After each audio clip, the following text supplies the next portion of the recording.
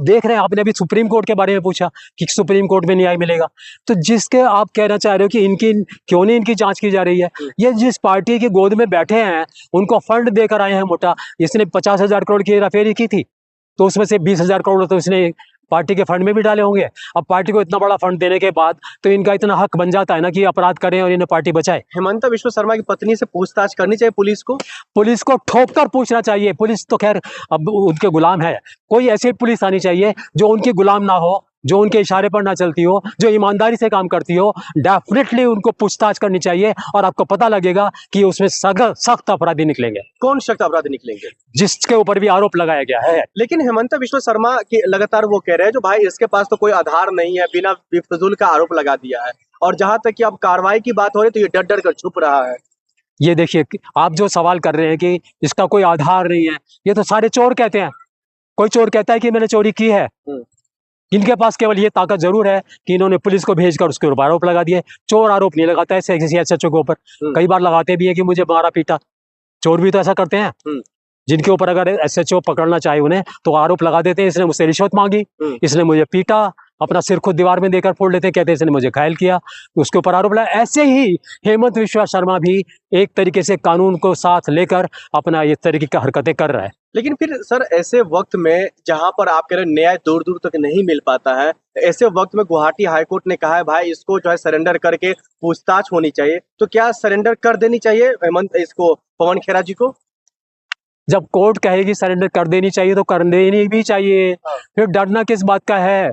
अगर कोई आदमी गलत तरीके से फंसा दिया जाएगा, उसको सजा भी हो जाएगी, तो भी इसका मतलब ये नहीं है कि सच बोलने से रुका जाए।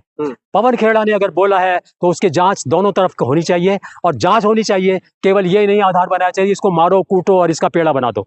अगर नहीं, देखिए, जांच होना और बात है और जांच होकर उसका तथ्य निकालना और बात है, ईमानदारी से होना और बात है। आप जांच करिए, दोनों पक्षों की जांच करिए, कौन झूठ बोल रहा है। लेकिन फिर सर इसमें एक और सवाल निकल कर आ रहा है, जहां तक कि जांच की बात है, तो क्या एस जयशंकर साहब जो विदेश मंत्री है उनका दायित्व नहीं बनता है खोजबीन करनी चाहिए कि आगे का पासपोर्ट वाकई में है कि नहीं है?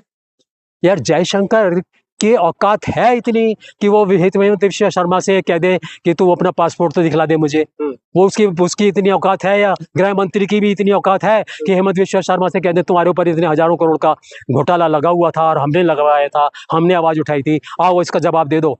मैं सवाल सीधा कर रहा हूँ, क्या देश के गृह मंत्री की भी आज इतनी औकात है कि हेमंत विश्व शर्मा से सवाल कर सके, उन सवालों का जवाब मांग सके, वो जो सवाल खुद उन्होंने उठाए थे?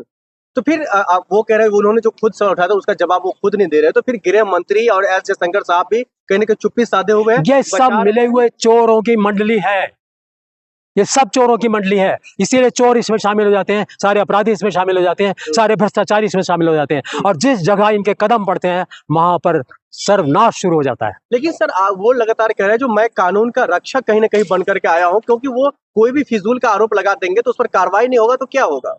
ये भी तो हो सकता है कि पवन खेड़ा कानून का रक्षक हो और वो सही जवाब उठाकर लाया हो कि देखो इस आदमी ने 3 पासपोर्ट बनवा रखे हैं, इसने इतना भ्रष्टाचार कर रखा है, वो भी तो कानून का रक्षक माना जा सकता है, या वो नहीं माना जाएगा? अगर आप कहीं से ढूंढ कर कोई तथ्य लाएं, आप इतना पत्रकारिता करते हैं, आप कोई तथ्य ढूंढ कर लाएं और आप उसको सामने लाएं, तो वो आप भी तो कानून के रक्षक माने जाएंगे ना, या आपके ऊपर आरोप लगाना शुरू कर देंगे? तो फिर क्या अभी आरोप का ही सिलसिला है, चुनाव के वक्त चल रहा है, रिजल्ट आने में देरी है, क्या लग रहा है कहीं ना कहीं हेमंत विश्व शर्मा की वाकई में उसकी जो कैरेक्टर खराब करने की कोशिश हुआ है? देखिए, इस सवाल का जवाब तो यह है कि यहाँ आरोप लगाने से या किसी ऐसी बात करने से, अभी आपको याद होगा बिहार में अभी चुनाव के बीच में एक बड़े दुर्दांत गुंडे ने एक दूसरी पार्टी के आदमी का मर्डर खुलेआम कर दिया था और उसके ऊपर आरोप लगे थे, वो जेल भी गया था। तो क्या उसका चुनाव खराब हो गया था? चुनाव जीत कर आ गया वो। तो आज इसके ऊपर आरोप लग रहे हैं हेमंत विश्व शर्मा के ऊपर, तो चुनाव जीत कर आना तो फिर भी पॉसिबल है।